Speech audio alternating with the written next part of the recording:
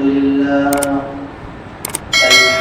لله نحمده ونستعينه ونستغفره ونعوذ بالله من شرور أنفسنا ومن سيئات أعمالنا من يهده الله فلا مضل له ومن يضلله فلا هادي له ونشهد أن لا إله إلا الله وحده لا شريك له لا ضد له ولا ند له ولا مثل له ولا مثال له ونشهد أن محمدا عبده ورسوله أرسله الله بالحق بشيرا ونذيرا وداعيا إلى الله بإذنه وسراجا منيرا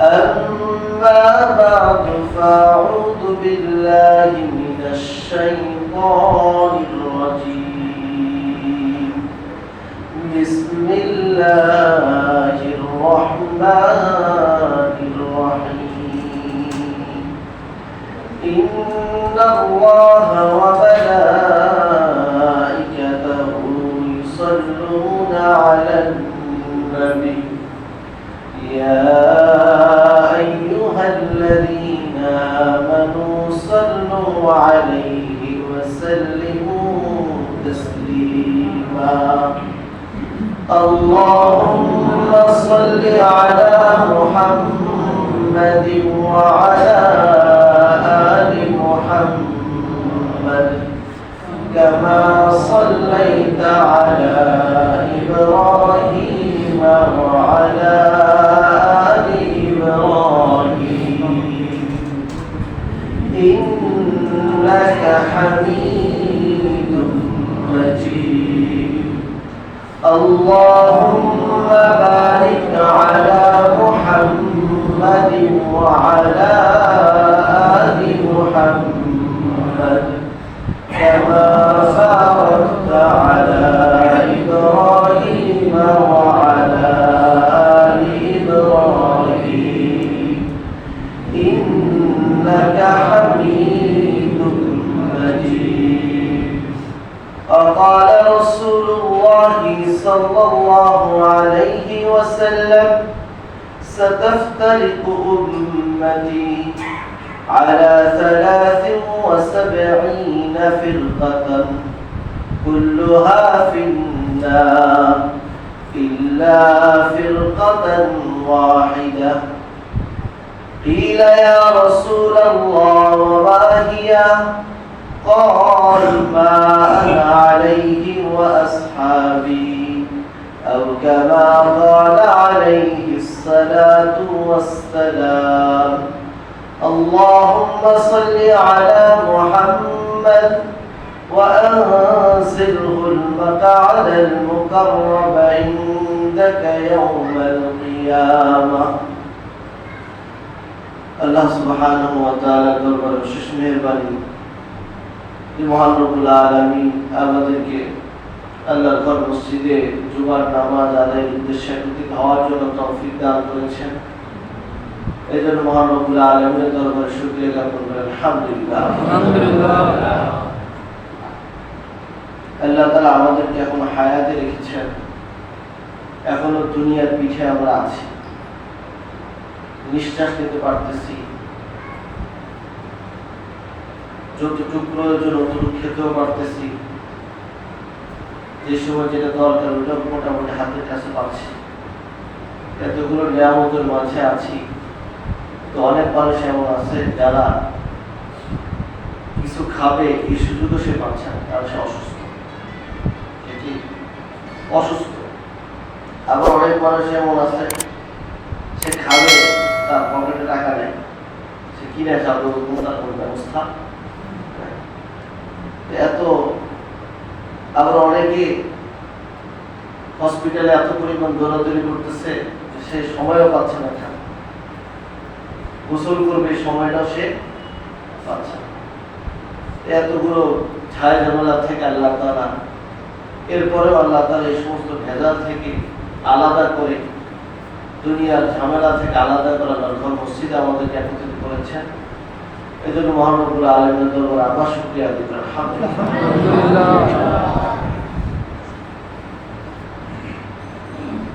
একজন মানুষ মুমিন হতে পারে যদি সে 6টা জিনিসকে বিশ্বাস করে। কয়টা জিনিসের বিশ্বাসের মাধ্যমে? 6টা জিনিসের বিশ্বাস সে করবে, তাহলে সে মুমিন হবে। 6টা থেকে একটা কমলে শেষ। 6টা থেকে যেটা আমরা সহজে অনেকে জানি এইভাবে ইমানে মুফাসসাল। ইমানে মুফাসসাল পড়ছে না ছোটবেলায়? ইমানে মুফাসসালের মধ্যে ওখানে 7টা জিনিস পড়ছে। কয়টা জিনিস? 7টা। তো এখানে আসলে শিখানোর জন্য 7টা, 6টার মধ্যেই 7টা থাকে। কয়টার মধ্যে? 6টার মধ্যেই 7টা। তো 6টা বলেন, হাদিসের মধ্যে 6টা আছে স্পষ্ট। তো এটাকে ব্যাখ্যা করতে যায় 7টা হয়ে গেছে। তো ওই সমস্ত 6টা জিনিস, যে 6টা জিনিসের বিশ্বাস যার মধ্যে থাকবে না সে মুসলমানের কাতারে সে পড়বে না। আবার এই 6টা জিনিস বিশ্বাস করবে, বিশ্বাস করার পরে সে মুসলমান হবে, মুসলমান হওয়ার পরে সে জান্নাতে যেতে পারবে। 6টা জিনিস সে কি করবে? বিশ্বাস করবে। বিশ্বাস করেও আবার সে কোথায় যেতে পারবে না?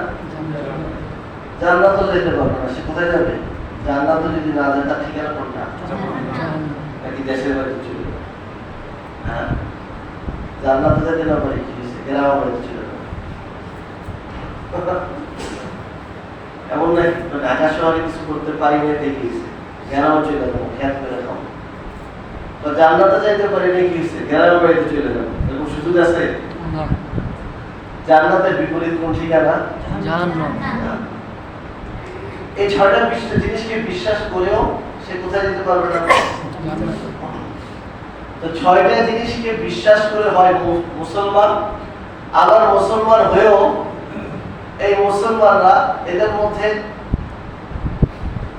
একদল বাদে বাকি সমস্ত দল কোথায় চলে যাবে? কারণ এই 6টা জিনিস বিশ্বাস করলে তো মুসলমান হয়। নবী সাল্লাল্লাহু আলাইহি ওয়াসাল্লামের হাদিস, হাদিসে জিবরিল, যে হাদিসটাকে কি বলা হয়? হাদিসে জিবরিল। জিবরিল আমিন নবুয়তের, নবী সাল্লাল্লাহু আলাইহি ওয়াসাল্লাম যখন দুনিয়া থেকে চলে যাবেন একবারে শেষ মুহূর্তের দিকে, সাহাবায়ে কেরাম রাদিয়াল্লাহু আনহুম চিন্তা করলেন যে উল্টাপাল্টা প্রশ্ন করলে তো নবী সাল্লাল্লাহু আলাইহি ওয়াসাল্লাম নিষেধ করেছেন বেশি প্রশ্ন করা। আমি গত সপ্তাহে তাফসীরের মধ্যে বলছিলাম বেশি প্রশ্ন করলে কি হয়? বিপদ আসে। বেশি প্রশ্ন করলে কি আসে? বিপদ আসে। বনি ইসরাঈল গরুর ব্যাপারে প্রশ্ন করতে করতে শেষ পর্যন্ত কি করছে? বিপদে পড়ছে। তো বেশি প্রশ্ন করা এটা কিনা? খুঁটা প্রশ্ন করা। জামা এটা কোথায় থেকে কিনছেন? বাজার থেকে কিনছে। কোন বাজার থেকে কিনছেন? মিরপুর বাজার থেকে। মিরপুর বাজারের কোন মার্কেট থেকে কিনছেন? অমুক মার্কেট থেকে। অমুক মার্কেটের কোন দোকান থেকে কিনছেন? অমুক দোকান থেকে। ওই দোকানটার কয়টা শোরুম আছে? এগুলো কি অভ্যাস? যত বেশি যে কষ্ট নিয়ে ঘুরতে থাকে তার উপরে কি আসে? তো নবী সাল্লাল্লাহু আলাইহি ওয়াসাল্লাম সাহাবায়ে কেরামকে নিষেধ করলেন তোমরা কি করবে না? বেশি কষ্ট করবে না।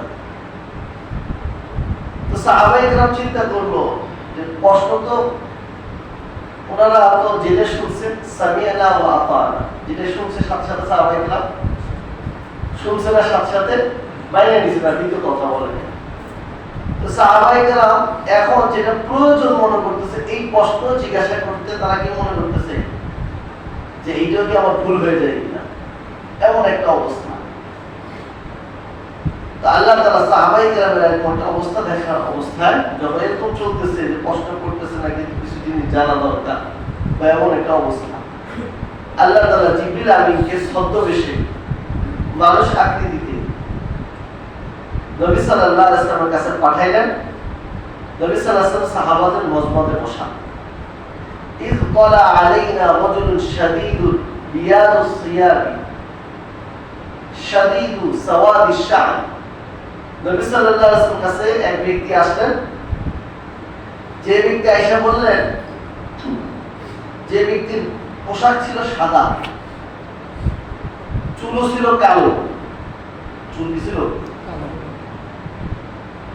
সাদা পোশাক, আবার লা ইয়ারিফুহু মিন্না আহাদুন, আমাদের কেউ চিনেও না। মনে করেন এখন আমরা বাড়ি জানি অমুক বাসা থেকে বাইরে আসছে, অমুক বাসার মেহমান। তো মদিনার আবাদি কতজন ছিল, আর এরকম মানুষও কম ছিল, একই অন্যের মেহমান বা অন্যের আত্মীয় স্বজনরা তো চিনতে পারবে। তো সাহাবায়ে কেরামের সামনে আসলো, নবী সাল্লাল্লাহু আলাইহি ওয়াসাল্লামের কাছে এসে বসলো। সাহাবায়ে কেরাম বলে আমাদের কেউ তাকে চিনিও না। আবার সে বোঝা যাচ্ছে যে সে বাহির থেকে আসছে, যেহেতু আমরা চিনি না। তো জামা কাপড় বলতেছে যে জামা কাপড়ের মধ্যে কোনো কি নেই, ময়লা নাই। মার্সিডিজ গাড়িতে তো আসে নাই ওই যুগে, সবচেয়ে দামি মার্সিডিজের যুগের ঘোড়া। ঘোড়াতে আসলে ঘোড়াতে কি একবার প্যাকেটিং থাকে, ময়লা তো লাগবেই। তো এরকম ঘোড়াতে আসবে, তো ঘোড়াতে আসলে জামা কাপড় ময়লা হবেই, হবে না নাকি? তো এমন আবার এরকম একজন ব্যক্তি আবার আসছে, আস্তে আস্তে এমন হয়েছে যে মনে হয় নবী সাল্লাল্লাহু আলাইহি ওয়াসাল্লামকে চিনে, একবার নবী সাল্লাল্লাহু আলাইহি ওয়াসাল্লামের কাছে চলে গেল। ও আসনাদা রুকবাতাইহি ইলা রুকবাতাইহি, যায় এত কাছে গেলেন, যাওয়ার পরে নবী সাল্লাল্লাহু আলাইহি ওয়াসাল্লাম পায়ের হাঁটুর সাথে আত্মায়ে রাসূল নবী সাল্লাল্লাহু আলাইহি ওয়াসাল্লাম বসেছিলেন, তিনিও যায় নবী সাল্লাল্লাহু আলাইহি ওয়াসাল্লাম হাঁটুর সাথে হাঁটু লাগিয়ে বসে গেলেন আত্মায়ে রাসূল।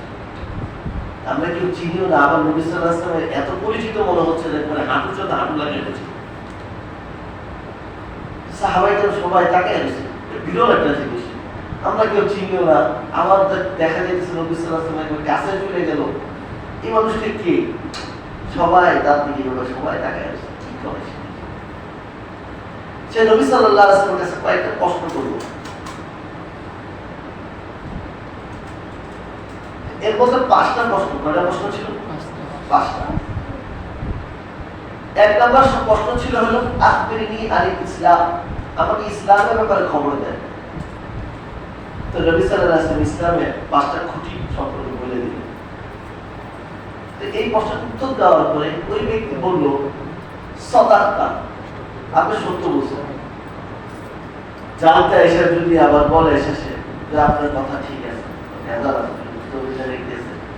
হয়তো বা সে যাই না আসছে, পরীক্ষা করতে আসছে, একটা জিনিস যাই না আরেকজনকে যাই না, হ্যাঁ আপনি ঠিক বলছেন, এই কথার উদ্দেশ্য কি? মানে সে এটা জানে আগে থেকে, আবার একটু কি করলো, অমুকে জানে কিনা পরীক্ষা করলো। তো সাহাবায়ে কেরাম বলে এই ব্যক্তি নবী সাল্লাল্লাহু আলাইহি ওয়াসাল্লাম কথা শুনে প্রশ্নের উত্তর দিল। নবী সাল্লাল্লাহু আলাইহি ওয়াসাল্লাম ইসলাম সম্পর্কে যখন জিজ্ঞাসা করলো, নবী সাল্লাল্লাহু আলাইহি ওয়াসাল্লাম বললেন ইসলামের 5টা খুঁটি যেগুলো স্তম্ভ, এগুলো বলে দিলেন। তো সে বললো যে সাদাকা, সে কি বললো, আপনি সত্য বললেন। এই ব্যক্তি আগে থেকে এগুলো জানে। সাহাবায়ে বলল আমরা চিনিও না, আমরা তো সবসময় থাকি। এরপরে জিজ্ঞাসা করলো আখবিরনি আনিল ঈমান, ঈমান সম্পর্কে বলেন। কি সম্পর্কে? ঈমান সম্পর্কে বলেন। আখবিরনি আনিল ঈমান। তো নবী সাল্লাল্লাহু আলাইহি ওয়াসাল্লাম বললেন আন তুমিনা বিল্লাহি ওয়া মালাইকাতিহি ওয়া কুতুবিহি ওয়াল ইয়াউমিল আখির ওয়াল কদরি খাইরিহি ওয়া শাররিহি মিনাল্লাহি তাআলা। নবী সাল্লাল্লাহু আলাইহি ওয়াসাল্লাম বলে দিলেন যে ঈমান সম্পর্কে জিজ্ঞাসা করতেছো, ঈমানের মৌলিক বিষয় হলো 6টা। কয়টা জিনিস? 6টা। যে 6টা জিনিস বিশ্বাস করলে একজন মানুষ মুমিন হইতে পারে, মুসলমান হইতে পারে। আবার এই 6টা জিনিস বিশ্বাস করেও আবার সবাই কি যেতে পারবে না জান্নাতে? আমি শুরুতে কথাটা বলছিলাম।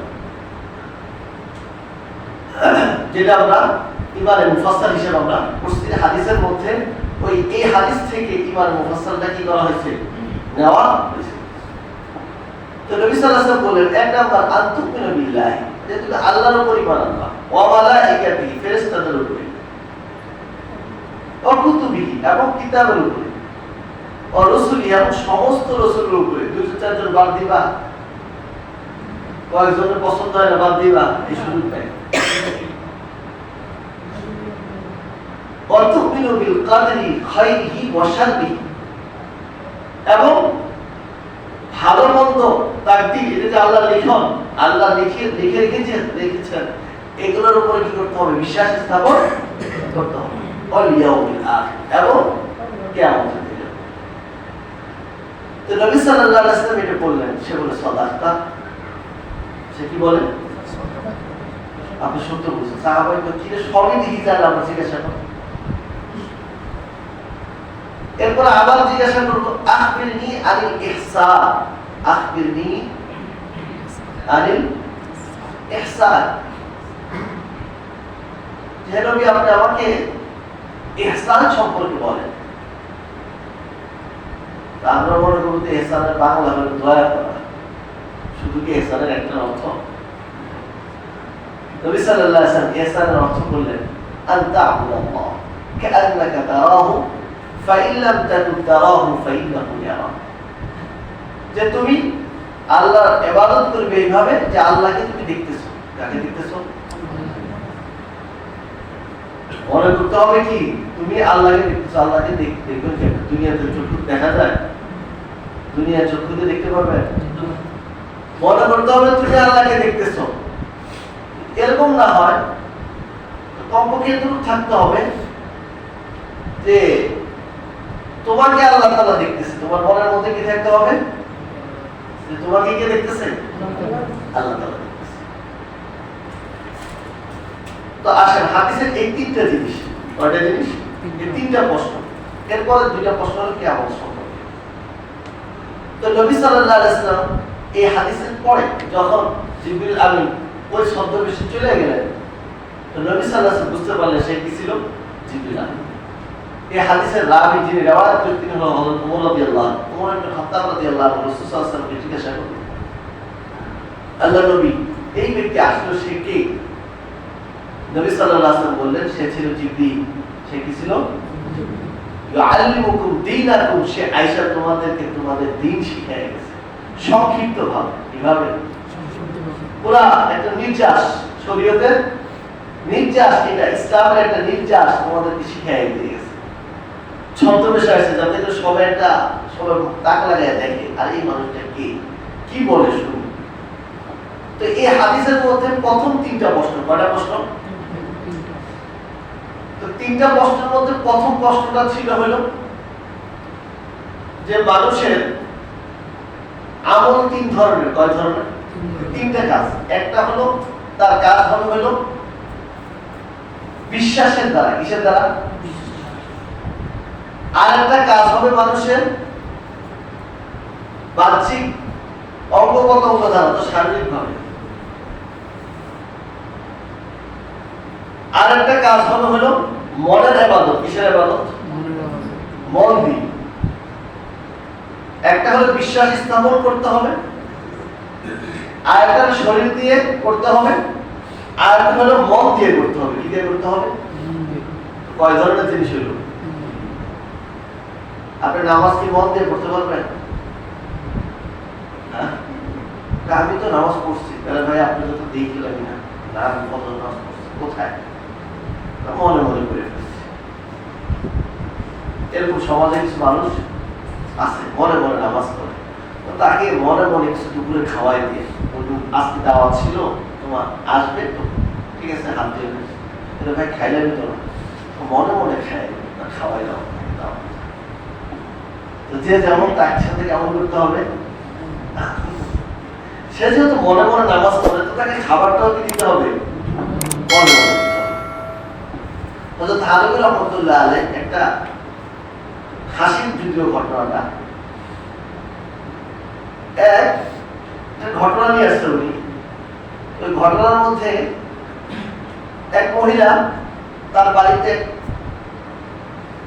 মানুষের কাছে পরিচিত এক পীর সাহেবকে দাওয়াত দিছে, মানুষের কাছে পরিচিত।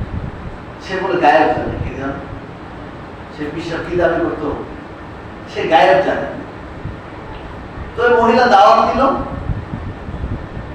দাওয়াত দেওয়ার পরে মহিলা করছে কি, খাবারটা যখন দিচ্ছে সব রেডি করতেছে, হঠাৎ দেখে কি হিসাবে যে নিজেকে কি মনে বলে তা গায়েব জানে, অদৃশ্য খবর সে জানে। হঠাৎ দেখে কি সে ঘরের মধ্যে লাফাইতেছে ঝাড়ু একটা নিয়ে, সে ঘরের মধ্যে কি লাফাইতেছে, ঝাড়ু নিয়ে লাফালাফি শুরু করছে। তো ঘরের মানুষ জিজ্ঞেস, আরে আপনি লাফাচ্ছেন কেন, আপনার তো দাওয়াতে খাওয়ার জন্য আছে, পাগল হয়ে গেছে? না না, আমার ঘরে কুকুর ঢুকছে, করে দিতেছে। কোথায় কুকুর ঢুকছে? সে বসে আছে কোথায়? ইন্ডিয়াতে। বলতেছে কোথায়? আমার ঘরে সে কি ঢুকছে? কুকুর ঢুকছে, সে কুকুর দৌড়াইতেছে। তো দেখলেন কিভাবে? আমি তো গায়েব জানি, আমি অদৃশ্য খবর আমি জানি, সেটা দৌড়াইতেছে কুকুর। তো ওই মহিলা, ঘরের মহিলা চালাচ্ছিল, সে করছে কি, যখন খাবার দিল তরকারি গুলো নিচে দিয়ে উপরে ভাত দিয়ে দিছে, খাবার সামনে দিয়ে দিছে, আর খাইতেছে না, বসে দিছে। খান না কেন, তরকারি ছাড়া খাওয়া যায়? আপনি এখান থেকে আমার ঘর দেখেন, ভাতের নিচে তো তরকারি আছে, এটা দেখেন কি দেখে সে, এখান থেকে কাবাঘর সে দেখে, ভাতের নিচে তো তরকারি আছে তার সামনে, সে এটা কি করে না? তো কোনো মানুষ কি গায়েব জানে? কোনো মানুষ গায়েব জানে? গায়েব জানে কি একমাত্র আল্লাহ। তো ইবাদত তিনটা ধরনের, কয়টা ধরন বলছিলাম আমি? তিনটা ধরন। মানুষের ইসলামের মধ্যে তিনটা ধরন, তিনটা জিনিস সমন্বয় হইতে হবে। একটা হলো তাকে বিশ্বাস করতে হবে, কি করতে হবে? ছয়টা জিনিসকে তাকে কি করতে হবে? বিশ্বাস করতে হবে। আর কয়েকটা জিনিসের কাজ হলো তাকে শরীর দিয়ে বাহ্যিক অঙ্গ প্রত্যঙ্গ তাকে করতে হবে, করার কাজ। কিসের কাজ? আর একটা কাজ হলো মনের কাজ। কিসের কাজ? মন দিয়ে করতে হবে। এই তিনটা জিনিস, কয়টা জিনিস? তো প্রথম যে নবী সাল্লাল্লাহু আলাইহি ওয়াসাল্লামের কাছে জিবরিল আমিন প্রশ্ন করেছিলেন, ওটা ছিল হলো শরীরের কাজ, ওটা ছিল আমলের ব্যাপারে। কিসের ব্যাপারে? আমলের ব্যাপারে, নামাজ, রোজা, হজ, যাকাতের ব্যাপারে। দ্বিতীয় প্রশ্ন যেটা ছিল, ওটা ছিল হলো 6 জিনিসের ব্যাপারে। কয় জিনিসের ব্যাপারে? যেটার কাজ হলো বিশ্বাসের কাজ, শুধু কি করা? বিশ্বাস করা, এর থেকে আর বেশি কিছু নাই। আর তৃতীয় নম্বর প্রশ্নটা নবী সাল্লাল্লাহু আলাইহি ওয়াসাল্লাম যে বলেছেন, নবী সাল্লাল্লাহু আলাইহি ওয়াসাল্লাম যে করা হয়েছে, সেই প্রশ্নটা ছিল হলো মনের কাজের ব্যাপারে। কিসের কাজ? যে তুমি ইবাদত করে এইভাবে যে তুমি তোমার মনের মধ্যে এই কথা আনো যে আল্লাহ তাআলাকে তুমি দেখতেছো, এটা কার কাজ? শরীরে দেখাতে পারবে এটা? আপনার মনের মধ্যে, চিন্তার মধ্যে আনতে হবে যে আমি ইবাদত করতেছি, নামাজ পড়তেছি, কে দেখতেছে আমাকে? আল্লাহ। এগুলো মনের কাজ। অথবা এমন অবস্থা হইতে হবে যে আমার অন্তরের মধ্যে আসতে হবে যে আল্লাহ তাআলা আমাকে দেখতেছে, কে দেখতেছে? এটা কাজ হলো কিসের? মনের।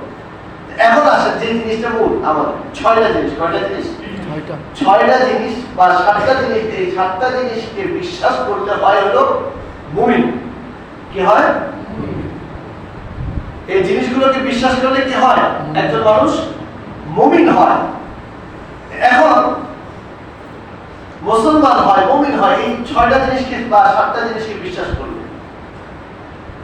কিন্তু হাদিস শরীফের মধ্যে রাসূল সাল্লাল্লাহু আলাইহি ওয়াসাল্লাম বলেন, সাতাফতারিকু উম্মতি আলা 73 ফিরকাতান। আমার উম্মত অতি সত্তর 73 দলে ভাগ হবে। কয় দলে? কয় দলে বলেন না? অর্থাৎ এই উম্মতে মুসলিমা, নবী সাল্লাল্লাহু আলাইহি ওয়াসাল্লাম উম্মতে মুসলিমা কত দলে ভাগ হবে? মুসলমান উম্মত 73 দলে। কুল্লুহা ফিন্নার, সবাই কোথায় যাবে? জাহান্নামে যাবে। ইল্লা ফিরকাতান ওয়াহিদা, শুধু একটা দল কোথায় যাবে? জান্নাত। এই হাদিসের শুরু থেকে ইহুদিরা তারা দলাদলি করে, কি করে? তারা একে অন্যের সাথে দলাদলি করে 71 দলে ভাগ হয়েছে। কত দল? 70 দল তাদের জাহান্নামে যাবে। এক দল কোথায় যাবে? জান্নাত। ইসাইরা দলাদলি করে তারা 72 দলে হয়েছে। 72 দলের মধ্যে 71 দলে জাহান্নামে যাবে, আর এক দল কোথায় যাবে? মুসলমান। নবী সাল্লাল্লাহু আলাইহি ওয়াসাল্লাম উম্মত দলাদলি করে কত দল হবে? 73 দল। আর এই 73টা দল সবাই কয় জিনিসকে বিশ্বাস করে? 6 জিনিসকে বিশ্বাস করে। যদি আল্লাহকে বিশ্বাস না করে সে কি মুসলমান হবে? কাফের, তাকে দলের বাইরে হবে। সে তো কি নাই, গ্যালারির ভিতরেই নেই, বাউন্ডারির ভিতরেই নেই, সে কি না ভিতরের মানুষ, না বাইরের, তাকে হিসাব করা হবে। মুসলমান যে হবে, মুসলমান কত দল? 73 দল, তারা মুসলমান। যদি সে আল্লাহকে বিশ্বাস না করে সে তো মুসলমানের খাতায় পড়ে না। নবীকে বিশ্বাস করে না সে তো মুসলমানের খাতায় পড়ে না। সে কোরআনকে এবং পূর্বের কিতাবগুলোকে বিশ্বাস করে না, সে মুসলমানের খাতায় পড়ে না। রাসূলদেরকে বিশ্বাস করে না, সে কিসে পড়ে না? মুসলমানদের খাতায় পড়ে না। সে কিয়ামতের দিনকে বিশ্বাস করে না, সে মুসলমানের খাতায় পড়ে না। সে তাকদীরকে বিশ্বাস করে না, সে মুসলমানের খাতায় পড়বে? পড়বে না। কিছু বিশ্বাস করি, কিছু না, একটাও যদি বিশ্বাস না করে সে কোথায় পড়বে না? মুসলমানের খাতায় পড়বে না। তো মুসলমান যারা বলতেছি, তো 73 দল হবে কত দল? এই মুসলমানরা হবে যারা এই 6টা জিনিসকে বিশ্বাস করে, তারা হবে কত দল? নবী সাল্লাল্লাহু আলাইহি ওয়াসাল্লাম বলেন কুল্লুহা ফিন্নার, এরা সবাই জাহান্নামী ইল্লা ফিরকাতান ওয়াহিদা, কিন্তু একটা দল, তারা কোথায় যাবে? জান্নাতে যাবে। আর বাকি সব দল কোথায় চলে যাবে? জাহান্নামে। কিন্তু এরা কাদের দল? মুসলমানের দল। কিসের দল? মুসলমানের। এখন নবী সাল্লাল্লাহু আলাইহি ওয়াসাল্লামকে সাহাবায়ে কেরাম জিজ্ঞাসা করলেন, আল্লাহর নবী, এই মুসলমানদের 73 দলের মধ্যে একটা দল যে জান্নাতে যাবে, এই দলটা কোনটা? তো নবী সাল্লাল্লাহু আলাইহি ওয়াসাল্লামকে জিজ্ঞাসা করলো। নবী সাল্লাল্লাহু আলাইহি ওয়াসাল্লাম বললেন, মা আনা আলাইহি ওয়া আসহাবি, আমি যে জিনিসের উপর আছি এবং আমার সাহাবায়ে কেরাম যে জিনিসের উপর আছে, এই মতের উপরে যারা থাকবে, এই আদর্শের উপরে যারা থাকবে, তারাই হলো জান্নাতে যাবে। কিসের উপর থাকবে? নবী সাল্লাল্লাহু আলাইহি ওয়াসাল্লামের সুন্নাহ এবং সাহাবায়ে কেরামের জামাত।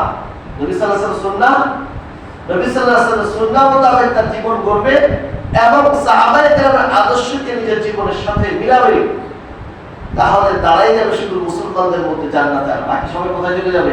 জাহান্নামে। তাহলে বাকি 72 দল যারা জাহান্নামে যাচ্ছে, তারা যাচ্ছে কেন? বাকি 72 দল, তো তাদের মধ্যে দুইটা আদর্শ নাই। কয়টা নাই? নবী সাল্লাল্লাহু আলাইহি ওয়াসাল্লামের সুন্নাহ তারা মানে না, আর দ্বিতীয় নাম্বার সাহাবায়ে কেরামকে তারা কি করে না? মানে না। এই দুই আদর্শকে তাদের মধ্যে ধারণ না করার কারণে কোথায় যাচ্ছে? তারা জাহান্নামে যাচ্ছে। কিন্তু তারা 6টা জিনিসকে মানতেছে। কিন্তু এই 6টা জিনিসকে যখন মানতেছে, মানার মধ্যে এই সমস্ত জিনিসের ব্যাপারে তারা মন করা ব্যাখ্যা করে। এই 6টা জিনিসের মধ্যে কি করে? তারা নিজের মন করা ব্যাখ্যা করে। সাহাবায়ে কেরামের ব্যাখ্যাকে সামনে রাখে না, এবং নবী সাল্লাল্লাহু আলাইহি ওয়াসাল্লামের সুন্নাতকে তারা কি রাখে না সামনে? নবী সাল্লাল্লাহু আলাইহি ওয়াসাল্লামের সুন্নাতকে তারা কি রাখে না? সামনে রাখে না, এবং সাহাবায়ে কেরামের ব্যাখ্যাও তারা কি রাখে না? সামনে রাখে না। নিজের মন করা ব্যাখ্যা অনুযায়ী চলে। যেরকম একটা বাতিল ফিরকা, যাদেরকে গোমরাহ ফিরকা বলা হয়, এদের মধ্যে একটা দল আছে মুতাজিলা। কি নাম? আমাদের সমাজের মধ্যে এরকম মানুষ আছে, কিন্তু তাদের পিঠের মধ্যে লেখা নাই তো যে অমুকে এইটা, সেজন্য আমরা চিনি না। তাদের সাথে কথা বললে কি করা যায়? চিনা যায়। তো মুতাজিলা তাদের আকীদা হলো, তারা আল্লাহকে বিশ্বাস করে, কিতাব বিশ্বাস করে, ফেরেশতা বিশ্বাস করে, রাসূল বিশ্বাস করে, কিয়ামতের দিন বিশ্বাস করে, তাকদীর বিশ্বাস করে। কিন্তু তারা এই ব্যাপারে, আল্লাহর ব্যাপারে কিছু জিনিসকে তারা নিজস্ব মন করা কিছু আকীদা বানায় রাখছে।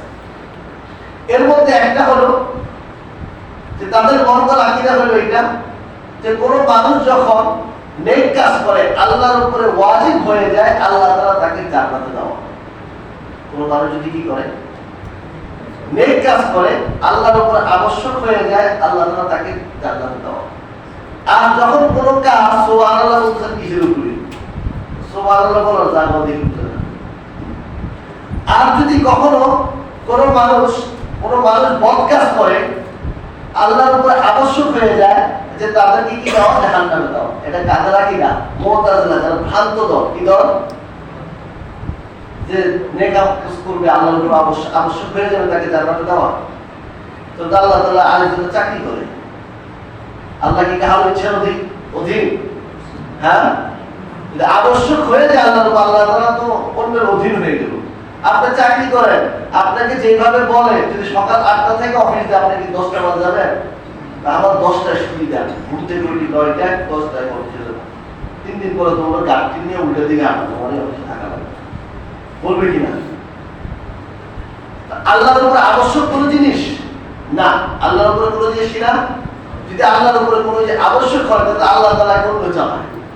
তো এই যে তাদের কথা যে আল্লাহ তাআলা কোনো মানুষকে, কোনো মানুষ যদি ইবাদত করে, নেক আমল করে, আল্লাহ তাআলা তাকে জান্নাতে দেওয়া ওয়াজিব, এটা একটা ফারজ আকীদা। কি আকীদা?